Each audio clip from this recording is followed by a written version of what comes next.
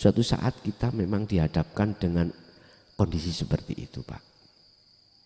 Digodalah kita, diujilah oleh Allah lewat istri. Padahal istri kita sudah kita wanti-wanti, "Ma, nanti jam 7 saya dibangunkan ya, sebab 7:30 saya ada tugas." "Oh, penting, Ma."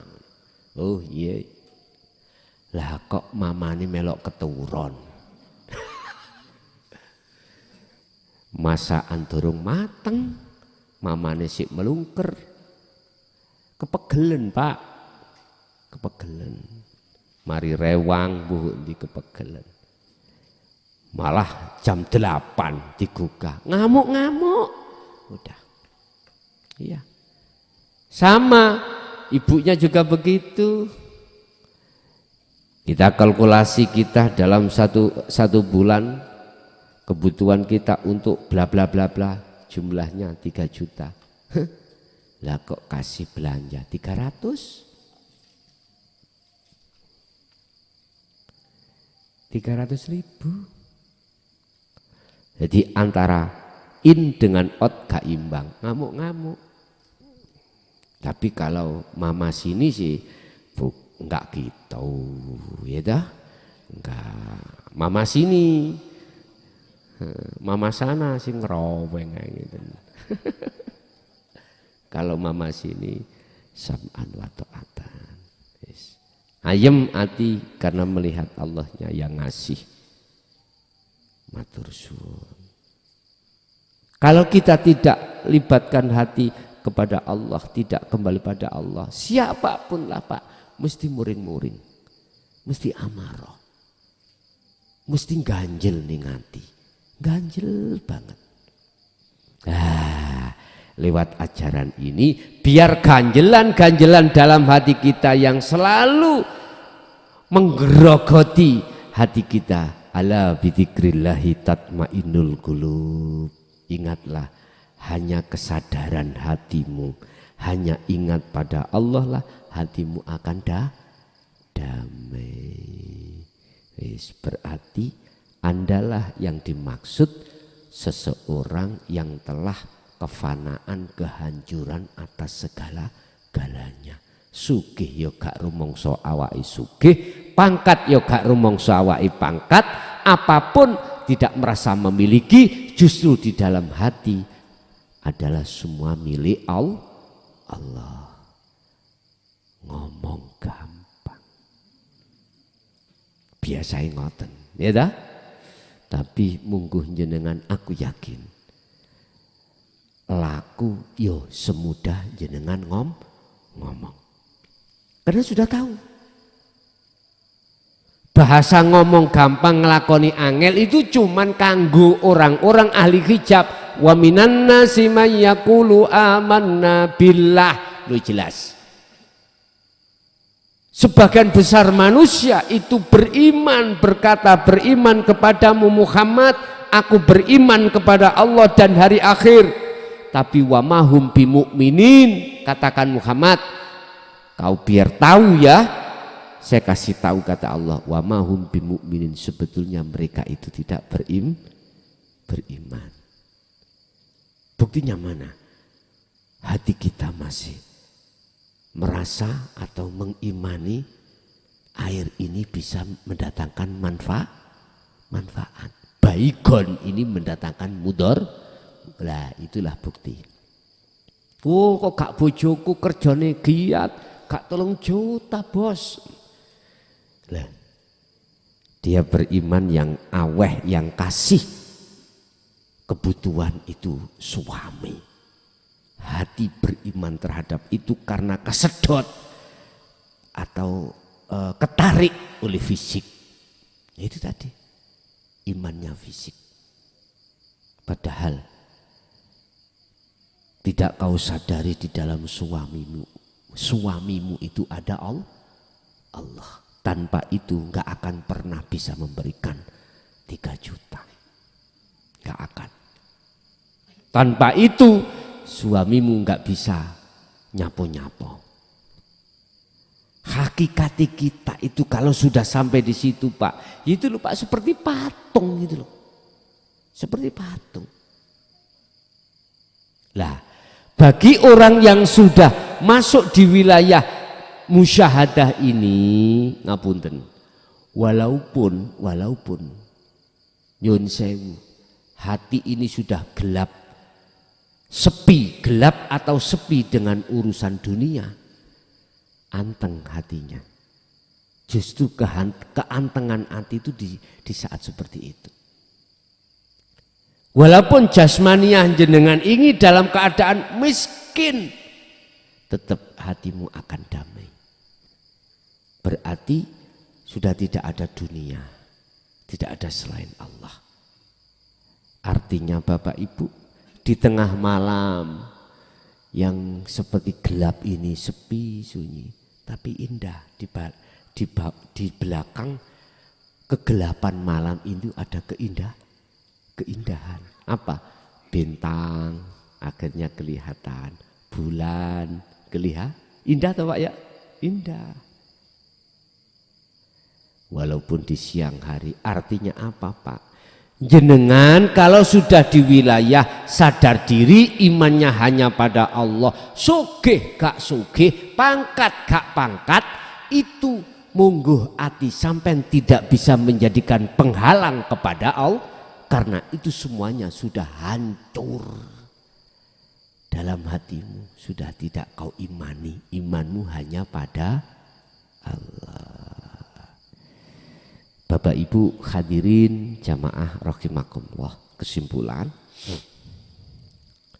ada dua golongan, dia di dunia sampai mati dia belum mengalami kehancuran. Tapi ketika saat dia meninggal, barulah dia sadar kehancuran yang sebenarnya. Dan di situ sudah tidak ada waktu untuk bertobat. Karena pintu tobat sudah ditutup. Satu, inilah golongan yang merugi. Yang kedua, golongan yang sudah menghancurkan iman selain Allah di dalam hatinya. Berarti jenenganlah golongan yang mengikuti jalur dari apa yang telah ditekankan oleh para rasul tentang dinul haq ini. Dan disitulah mengarahkan hatimu untuk memusnahkan, menghancurkan atas segala apapun. Kalau itu sudah selesai, maka muncullah, nyatalah, hakul mubinlah Allah itu. La ilaha illallah al-malikul hakul mubin. Maka nyatalah Allah. Nah, siapa yang sudah di wilayah ini sebelum meninggal, mesti bahasa syariat mati nih husnul khotimah, mesti. Tidak memakai la'allah, mudah-mudahan tidak. Karena Anda sudah mendapatkan status hukum pasti. Bahasa wong ning penjara, ning pengadilan sudah ingkrah. Anda sudah punya status hukum itu. Oleh sebab itu, lewat mimbar yang sangat sederhana dan sangat mulia ini, bukannya saya mengajak ya, saya menyerukan, menawarkan atas sisa hidup Anda, ya, sisa umur Anda di dunia ini. Oleh sebab itu, lekaslah, kembalilah imanmu hanya pada Tuhan, hanya pada laisa kamislihi syai'un. Terserah Anda berbahasa Allah, terserah bahasa Allah, terserah bahasa Sang Yang Widi, Sang Yang Sekerta, Sang Yang Dumadi, monggo, itu semua nama, semuanya masuk dalam laisa kamislihi inilah. Tapi yaitu resikonya Anda hatimu akan gila padanya dan tidak akan gila pada selain padanya. Hanya itu. Pun Bapak Ibu hadirin, sesuai biasa habis penjabaran materi kita langsung masuk pada sesi tanya jawab atau dialog. Barangkali ada yang perlu dipertanyakan, monggo kami persilahkan.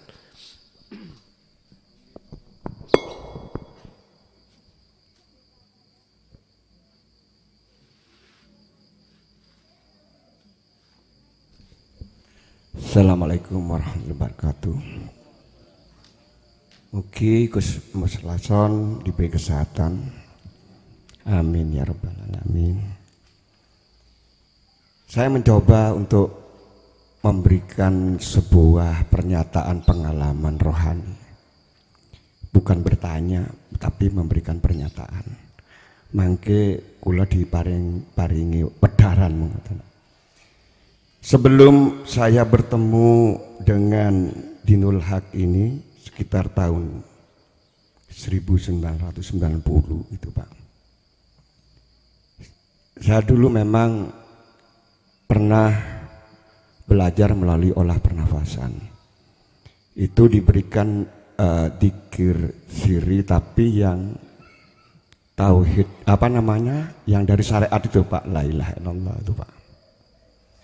Dari situ saya mendapatkan sebuah pengalaman. Satu, langsung saja, pandangan mata saya itu ada latar belakang Pak, seperti rambut hitam tapi dia ada pernik-pernik putih bercahaya yang seperti air gitu ya, transparan. Itu dia membentuk formasi, selalu mengiringi begitu, bergerak gitu. Tidak statis tapi dinamis. Pada kejadian pertama saya dipertemukan dengan formasi huruf lam dengan mim yang nyambung, tidak ada alifnya Pak. Yang kedua adalah huruf mim ha mim dal nyambung, tapi ya maksudnya Muhammad. Yang ketiga adalah lam alif lam ha, tidak ada alif, maksudnya Allah Pak. Jadi pada saat itu pernah saya pertanyakan kepada yang guru sudah meninggal tahun 2010. Itu alif itu ya yang baca itu Pak. Kemudian juga saya pernah diwejang bahwa di bagian kepala itu adalah Baitul Makmur yang ada 4 pintu nafsu. Ya, yang kedua adalah di bagian dada itu adalah Baitul Muharram. Yang ketiga adalah di bagian pelanangan gitu Pak. Itu namanya Baitul Muqaddas. Tapi ya sampai saat ini saya enggak ada uraian itu Pak. Itu sebelum, kemudian setelah dibaiat oleh Allah melalui Gus Muklason, alhamdulillah saya di dalam berkhalwat itu seakan-akan ruangnya sudah semakin luas, artinya tidak berbatas Pak. Kalau dulu saya masih dalam ruangan ada batas. Ini kalau sekarang udah ya seperti di luar ya, di hamparan yang nggak ada batas. Bahkan kalau berkhalwat saya di tengah malam selalu saya matikan lampu di kamar, tapi ya sudah tidak melihat rumah, tidak ada gitu Pak. Jadi saya ada sebuah pengalaman ketika berkhalwat, saya sukanya adalah dengan sholat saja Pak, sholat. Kemudian dalam suatu kejadian itu ternyata kok saya inginnya setelah ruku kemudian berdiri sebelum sujud itu ingin berlama-lama begitu. Kok itu ingin lama sekali? Karena di situ di dalam ruangan itu seperti ada sinar rembulan gitu yang enak gitu. Kadang-kadang sesekali ada sinar yang dari kiri ke kanan gitu. Rasanya enak, lebih ya enggak tahu lah, saya enggak bisa ngomong gitu Pak. Nah, dari situ tiba-tiba kan tangan saya itu kan biasa seperti orang siap upacara itu Pak. Tahu-tahu bergerak sendiri. Bergerak takbir, kemudian jempol ini ada di sini. Kemudian sendakapnya itu bukan di perut tapi di bagian dada bagian bawah. Kemudian mengangkat takbir lagi, telapak tangan kedua tangan itu ditutupkan tapi di depannya pelanangan gitu. Mohon maaf Pak. Nah, kemudian Setelah itu ada lagi dua. Pada saat saya tidur malam jam 9 itu, saya kebiasaan selalu pasang headset untuk mendengarkan offline atau online gitu dari YouTube-nya Ponpes ini. Tiba-tiba kepala terangkat, Pak. Terangkat tapi tidak meninggalkan jasad di belakang, di bawah yang tidur itu. Kalau yang pengalaman yang lalu kan ada dua, yang terangkat dan yang tidur. Ini tidak. Begitu terangkat, tahu-tahu lepas seperti secepat kilat terangkat ke atas itu. Tapi sebentar langsung sadar kembali saya ada di situ. Nah, ini yang terakhir terkait mimpi, Pak. Yang terakhir. Saya mimpi seperti naik kendaraan tapi tidak ada yang nyetir, seperti becak di depan. Di hamparan luas banyak dedaunan. Kemudian saya dihantarkan ke dalam suatu tempat, ada dua sisi, yang di sini gelap, yang kanan itu terang. Nah, di situ saya disuguhkan sepeda motor bagus, tapi saya nggak tertarik. Saya tertariknya melihat yang di depan ada lapangan terang, kok ada orang yang banyak baju putih di situ. Namun saya digeret ke sebelah kiri. Setelah dibawa ke kiri, dihampiri, dia mengaku istri saya, Pak. Pak, aneh. Biasanya istri saya kan enggak pernah ada urusan kalau saya di luar terus ngikut-ngikut, sudah pasrah. Jadi batin saya pas begitu, dia mengajak mau di kamar gitu, ada kamar gitu. Tapi saya langsung bilang, seperti itu. Dia kemudian saya tolak, loh, kamu bukan istri saya kok. Akhirnya kembali saya, Pak. Dia balik juga. Begitu balik kok ada dua orang. Dia bilang ngoceh begini, kalau begitu kamu cinta ya? No? Wis suwe Bu, mulai biyen sampean niku ya apa. Dia ngacir udah pergi. Saya menuju ke arah sepeda motor itu, kemudian sudah nggak ada mimpinya itu. Saya kira begitu, Pak. Mohon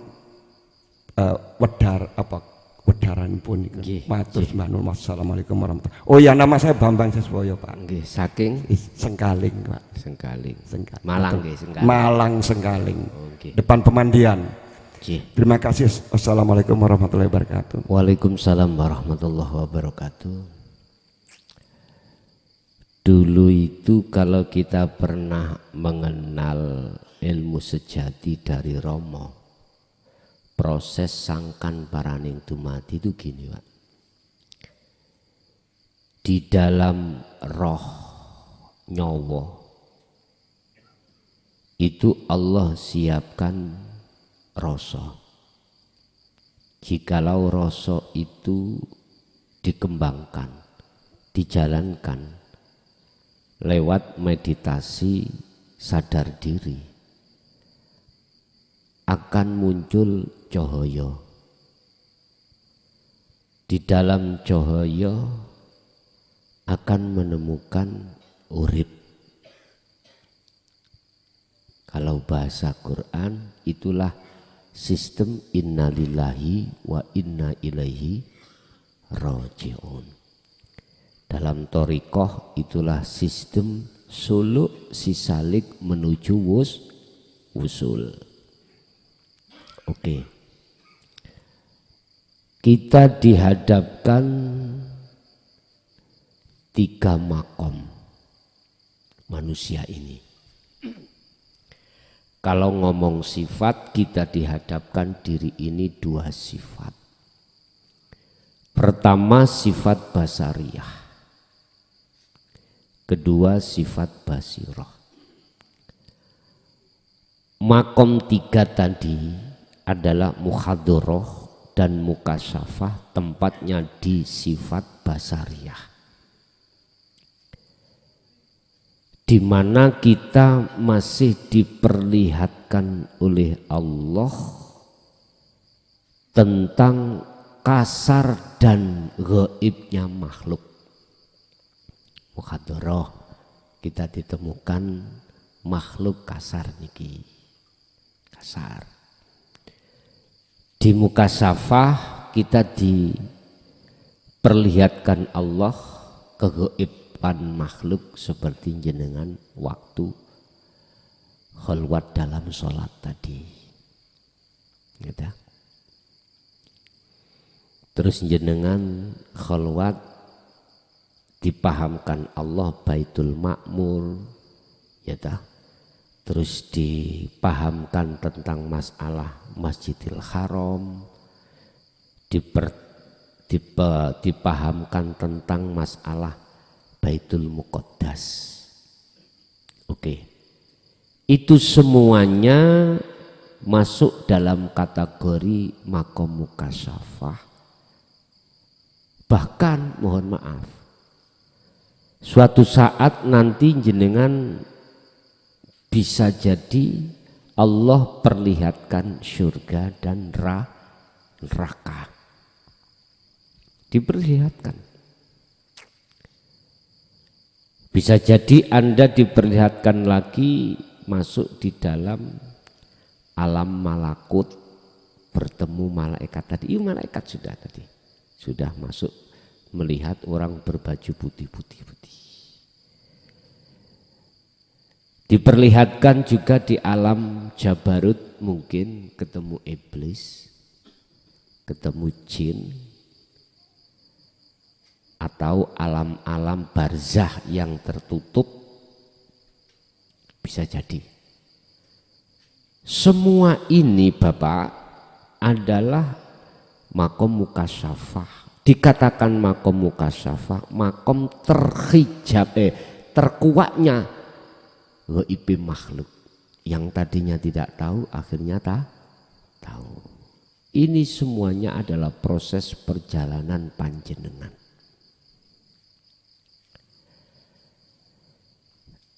Terus nanti kita ditunggu yang namanya maqam puncak adalah maqam musyahadah.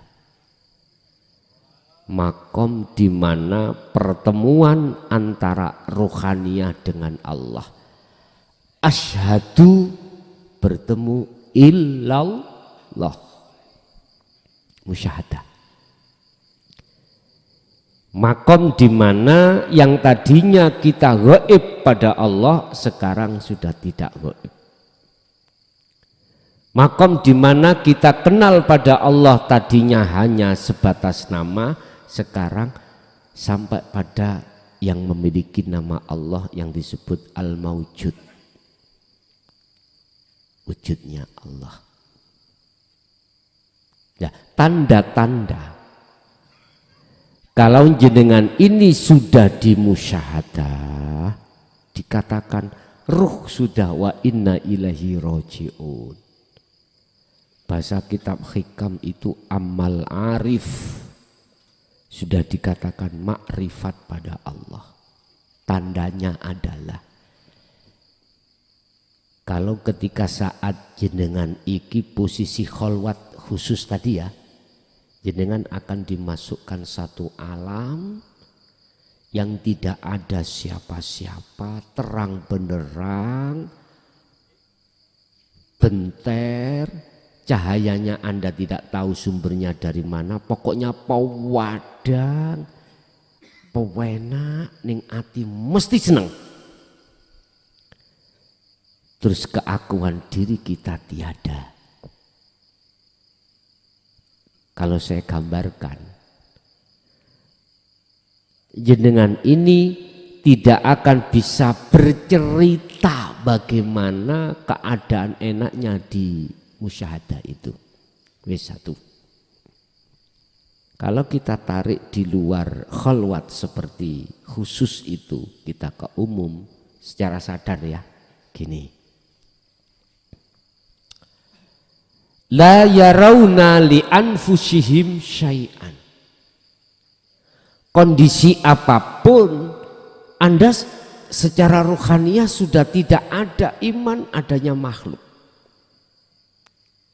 dalam hal yang berperan. La yarawna, mereka itu tidak melihat li anfusihim maring awake mereka syai'an babar belas. Artinya kita sudah lepas pengakuan diri, sudah tiada.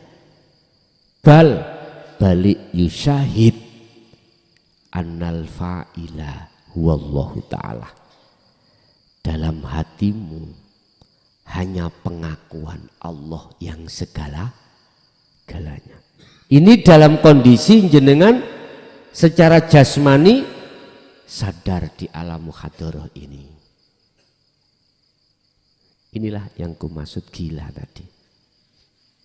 Ini sadar ya. Saya katakan gila karena tresnane jenengan, cintane jenengan sudah tidak terhadap apapun. Imane jenengan sudah tidak terhadap apapun kecuali hanya pada Allah.